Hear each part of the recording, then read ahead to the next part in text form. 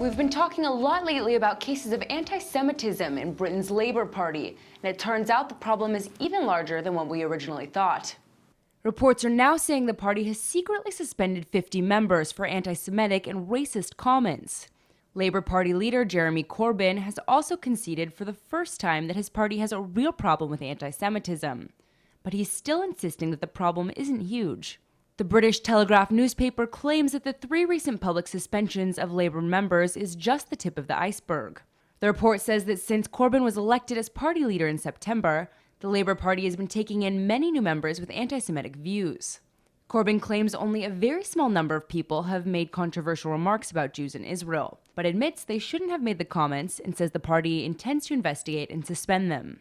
The leader of Israel's Labour Party, Isaac Herzog, is condemning British anti-Semitism and says he's considering suspending ties with the party. Herzog says Israel has many friends in the British Labour Party, but the large number of anti-Semitic members may give Israel's Labour Party no choice but to sever ties with them.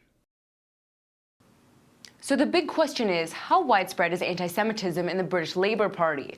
ILTV's reporter Steve Leibovich sat down with the Times of Israel editor Dave Horowitz to ask what he thinks about anti-Semitism in the party and how big the problem actually is.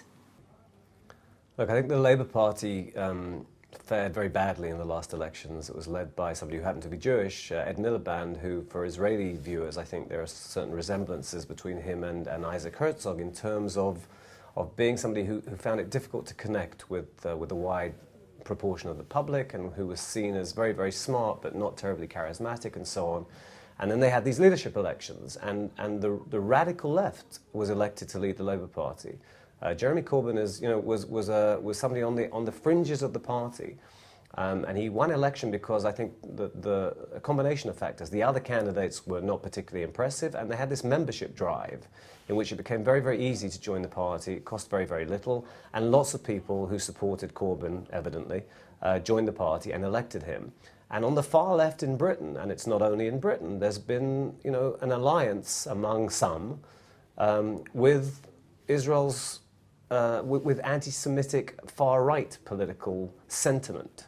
You've had in many parts of the world, including in Britain, this bizarre alliance between radical left and neo-Nazi far right.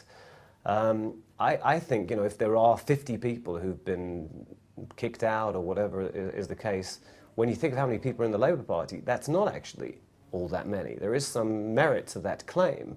But I think broadly speaking, the radical left agenda, which Jeremy Corbyn and Ken Livingstone and therefore you have to say the Labour leadership, the UK Labour leadership of today, is an agenda that is incredibly hostile to Israel. People talk about Corbyn as being a pacifist. He's not a pacifist. He's called Hezbollah his friends. He's encouraged dialogue with Hamas. These are 2 organizations that seek to destroy Israel. And I saw Mark Regev, Israel's ambassador, making the point, it's not about legitimate criticism of Israel. These are people who want to see Israel destroyed. And some of them are leading the Labour Party, and probably some of them are in the ranks of the Labour Party. British Labour Party leader suspended several leading politicians in his party, and he's also ordered an inquiry into anti-Semitism in Labour. On the other hand, he admits to having friends and contacts in Hamas and Hezbollah. Is Corbyn part of the solution or part of the problem? No, I think Corbyn's part of the problem. He's someone who's encouraged dialogue with Hamas. That's a Hamas that's out to destroy Israel. He's called Hezbollah his friends. I think he's one of those people who one could claim is obsessively hostile to Israel.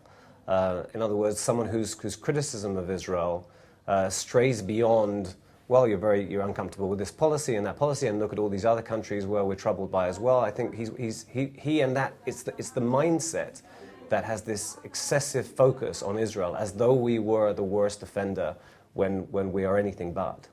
Ken Livingstone and some other politicians have latched on to this absurd revisionist idea that Hitler was somehow a Zionist. How do we counter such arguments?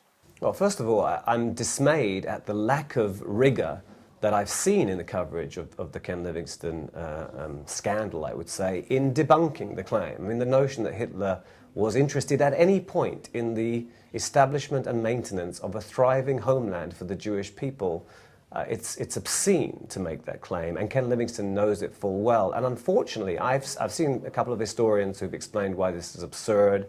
I worry that the Livingstone effort to equate Nazism and Zionism, which is what he's trying to do, and therefore to have people who rightly revile the Nazis, he wants them to revile Zionists too. I wish that I'd seen more of the very calm, here's why this is absurd and ridiculous and contemptible. I haven't seen enough of that.